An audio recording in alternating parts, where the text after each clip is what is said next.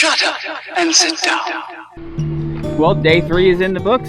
Day 4 is starting. Good morning, everyone. I am back on the road. First order of business is to try to find a place to get my bike looked at. Have some repairs made. Figure out what's wrong with it. And then second order of business is to try to go as far as I could possibly go today. See some cool stuff. Show you guys some cool stuff. We'll see how it goes. One is predicated on the other, I guess. There's a bike shop just up the road here, but I suspect that it's no longer open. It's attached to a bed and breakfast that appears to be being sold by the bank. And that bed and breakfast was closed with no phone number or anything attached to it when I got here last night. Oh, that's loud. Anyway, I'm rolling. In the grand scheme of things, that's really all that matters. These last couple of days, last 3 days actually, have been one long uphill trog, man. Just pushing and pushing and pushing. Up, up, up. But I reached the Continental Divide today, at least I should. It's only about 17 miles away, 18 miles away. And at that point, I should get some relief from this non-stop uphill. So if you're along this trail, here's a little campground run by the same people that ran the guest house I stayed in last night. It's actually a really big campground. It goes really far back that way and pretty far up this way. The only thing is, it's a very basic campground. If you want to shower, you got to go back into the town. They have a shower house, which is kind of cool. A lot of campgrounds don't even give you access to something like that. So, yeah. But this is it.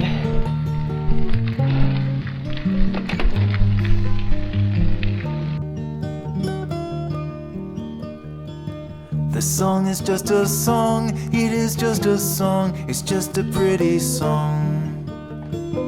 It's just a bunch of notes I play for you with a catchy melody. Oh, stop trying to search for meaning when you know that there is nothing there. There's no grand point, so let it just be a song. Just let it be a song. Just let it be a song. Just let it be a song.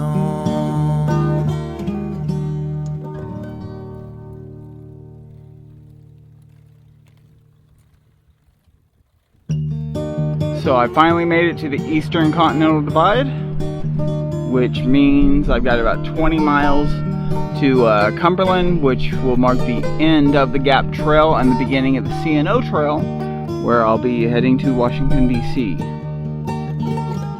Although I'm pretty sure I'm going to be staying the night in Cumberland, so it's not going to be an overly long ride for me today. I've got to get to a bike shop to have my bike looked at. Ooh, I'm going through a tunnel with a really wicked echo. But anyway, I'm going to hit Cumberland. I'm going to find a bike shop, have them do some repairs on my trike. So hopefully it won't run so sluggishly the rest of the way to DC. And yeah, the next 20 miles to Cumberland shouldn't be so hard because I'm up the hump and the rest of the way should be mostly downhill. I mean, maybe slightly downhill, but still. It's a lot easier than a consistent hour after hour of nothing but uphill. Like, I haven't had one of these where you go downhill and without pedaling in days. The most I get is a slight downhill where I'm able to pick up a little bit of speed by pedaling, but that doesn't last long and I lose it within a matter of seconds.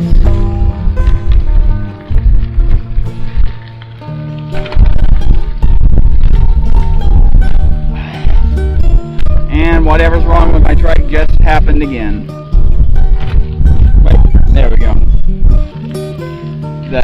The rear was jammed up, but it's not jammed anymore. but it is being sluggish. Check that out.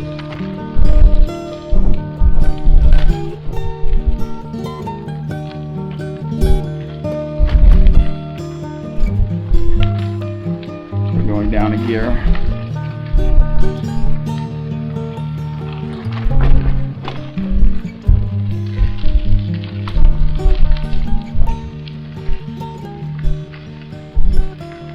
Alright, seems to work better in the higher gears than the lower gears.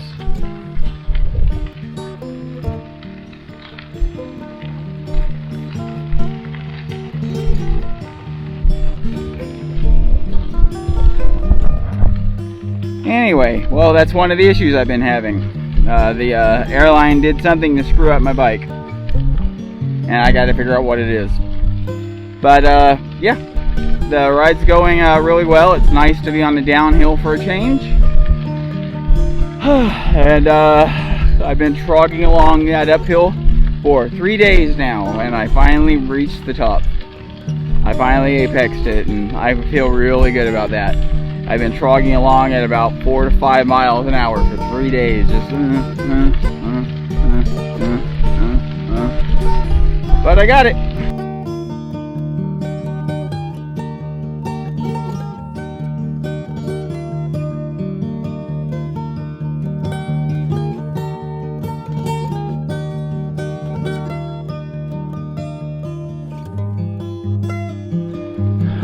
This tunnel is called the Big Savage Tunnel, and it is dug under the Big Savage Mountain. It was dug in 1911.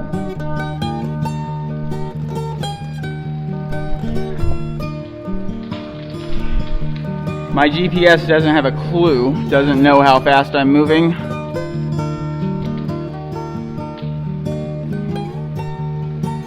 I'm seeing a little more light up ahead. Maybe not. Okay, so this tunnel is actually pretty badass.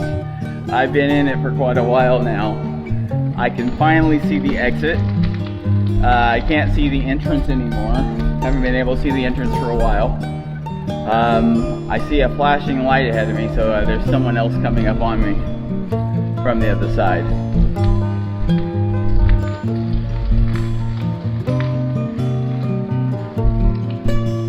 This is pretty cool. I think this is one of the highlights of the Gap Trail so far. I mean, there's a lot of really cool stuff, a lot of beautiful scenery.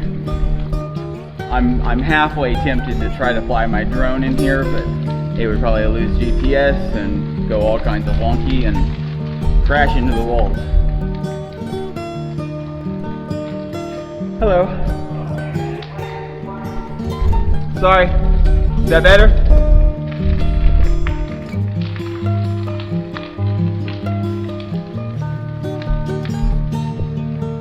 I guess my headlight's a little bright. I think it's like 5,000 lumen. Maybe I had it a little pointed up too high. I don't know.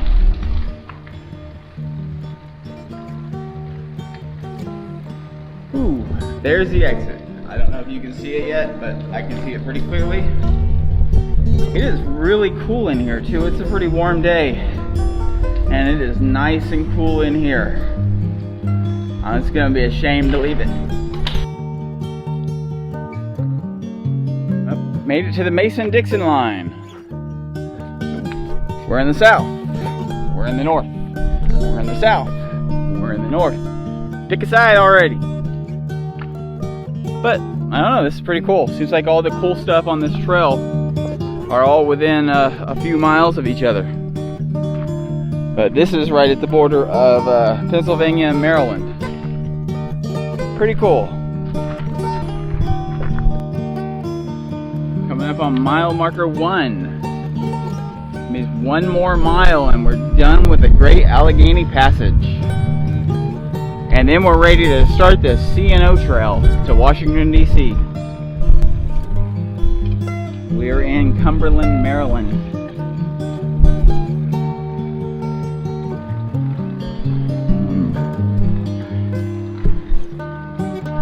See, my GPS says to turn here, but the sign says to go straight there. It looks like they both do the same thing, so I'm gonna go straight here.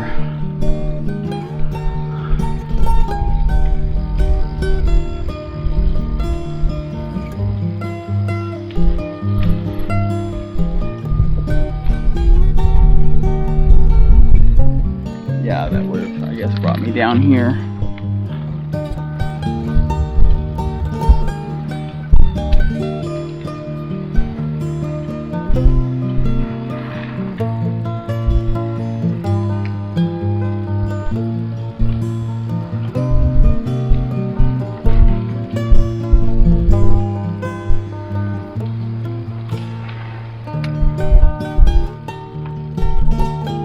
Mile 0, baby. I made it to the end of the Gap Trail. Now I gotta start the CNO. Well, I've officially made it to Cumberland and the end of the Gap Trail. It was a nice ride, especially that last 25 miles. Once I hit the Continental Divide, it was all downhill, and I was pedaling pretty good, but I was coasting at a good 14-15 miles an hour most of the way. Whereas on the way up that hill for the last 3 days, I was trogging along at around 5 miles an hour, just pushing and pushing and pushing with no payoff. You know, you would trog and there'd be a little bit of a downhill, but not enough to really get any speed going. But I just had the payoff. From the Continental Divide all the way to here, there were very few interruptions to the payoff, very few small hills. It was pretty much straight down, which was awesome.